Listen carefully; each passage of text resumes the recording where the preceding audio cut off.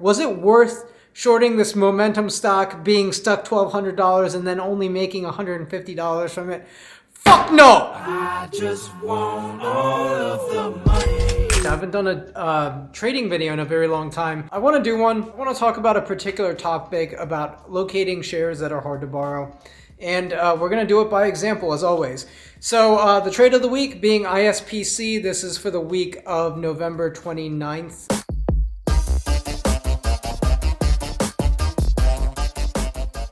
Early on in the day, you'll probably notice that I had a couple other tickers on the screen. Short position on Lucid, long position on Palantir. But my main target for the day was ISPC. It was actually running up really high, really fast early on. And I wanted to take a very small short position on ISPC. Problem was, A, the stock was halted, and B, it's a hard to borrow stock. Before we actually took the ISPC trade, you'll notice I mentioned it in my Sunday video. Ticker symbol LGBN. Look at the tape. Look at the level 2s. Look at the buying and selling. It was pretty obvious, at least for a minute or two, that the move was going to be positive.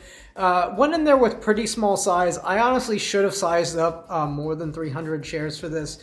Probably should have made it about 1,000 shares.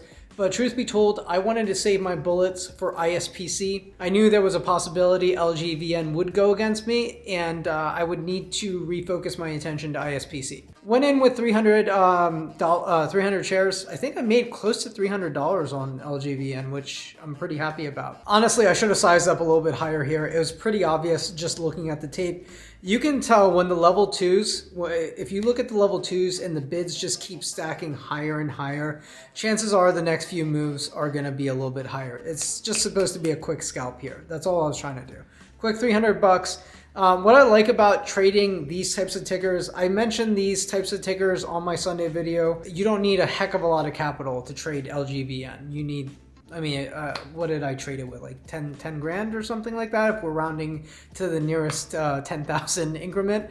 So, and made $300 very quick, 2 minutes in and out. But what I thought was going to be the trade of the day was ISPC, and I waited. When it became unhalted, located the shares immediately. I had two locates. You'll notice earlier in the day I tried to locate it. It was $66 for me to locate 300 shares. By the time I actually went to short it, those locates were repriced. They get repriced all the time depending on supply demand. When I finally got into the trade, it was $84 for me to short ISPC. Went ahead and I shorted it right at 24. I didn't want to wait too much longer. There are times where as a stock continues to climb where you might have gotten a locate before, but you can't get a locate anymore. One of the main reasons I hate shorting heavily momentum stocks like this is sometimes you just got to take what you can and not hyper focus on the tape. Shorted ISPC and it just rallied in my fucking face another 4 points. I was stuck around $1,200 at one point. It was at $28 a share.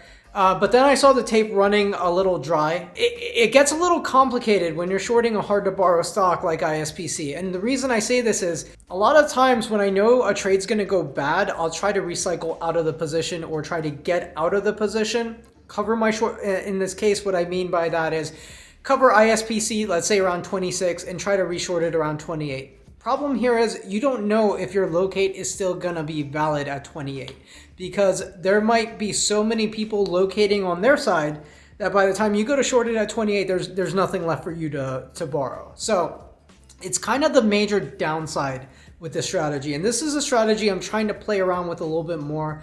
I've been doing it for the last 3-4 months. I don't think I'm quite good at this type of setup for this reason because I don't feel like I can cover as easily. I get a little bit more nervous about covering at a loss and trying to reshort it higher for the locate reason I mentioned earlier.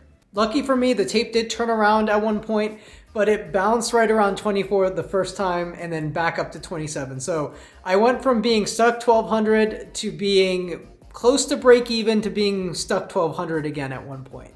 The final time when it finally came down for good, when the momentum ran dry on ISPC, I took off 100 shares around 24, basically near break even, just in case it chose to bounce up again. Sometimes these support levels are hard to break, so in case it did not break below 24, I wanted to make sure I had at least 100 shares out. Cracked 22 and then it bounced really strongly again. Lucky for me, I covered most of my position around 22. Managed to make $245 from the trade. Having said that, it cost me $84 to borrow the shares to short. So realistically, only made $150. One of the biggest downsides of shorting these hard to borrow momentum stocks is you have to factor in those locate fees. Was it worth it? Ask me, Frugal Tiger. Was it worth shorting this momentum stock, being stuck $1,200 and then only making $150 from it? Fuck no! All right, it was definitely not worth it. I hate doing this trade. Honestly, there wasn't that much capital involved, but it sucks when you can't easily cover your losses, knowing that you can potentially not get a locate down the line. So just keep that in mind. Tuesday, I shorted Lucid into resistance. You guys recall in my Sunday video, around $56 a share I had mentioned was resistance. So I took a 500 share short position on Lucid. It took some time for that to break down. You can probably see it on the tape. I don't honestly want to talk about that too much. The stock I want to talk about is ADGI. You know what happened with ADGI? I actually got a fill of a short position on 100 shares of ADGI. I tried to short it another 100 shares on ADGI. They had no shares available, so I tried to locate it. They had no shares available even for locates. Like I said, I still don't have this trade down very well. It's not easy to recycle out of a losing position like it is when you're trying to buy a stock, right? If you buy a stock and you think the tape of the stock is actually heading down before the bounce, you can easily sell it at a loss and then attempt to buy it lower when you think the bounce is going to occur. Doing that on the short side, when you have to locate these shares, a lot more painful. Anyway, long story short, I shorted this around 72. It was halted, I think, around 76 at some point, and then it just cracked. I covered 50 shares around $69.20 and another 50 around $68.40. The reason I chose to cover the $69.28 is I wanted to take some profits in case it did bounce. There was a potential, looking at the tape, that it could have bounced around $69.20. When it did break around $68.40, I thought there was another chance it could bounce from there. Keep in mind, I'm not trying to trade this for the whole day. I wanted to take advantage of the fact it had just ran up from like $50 a share to 72. People are going to probably take profits at this point. So the initial profit taking is where I wanted to short into. This type of trading I do, you guys rarely see me do this type of trade. And one of the main reasons is I don't think this type of trade is for everyone. This is a very difficult trade to pull off.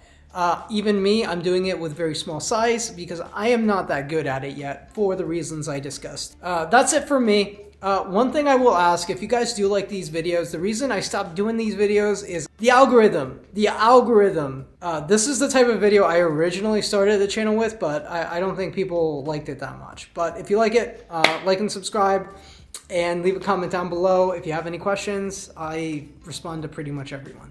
Thanks for watching, and maybe I'll do these again soon, but that's up to you. Thanks for watching. I just want the money.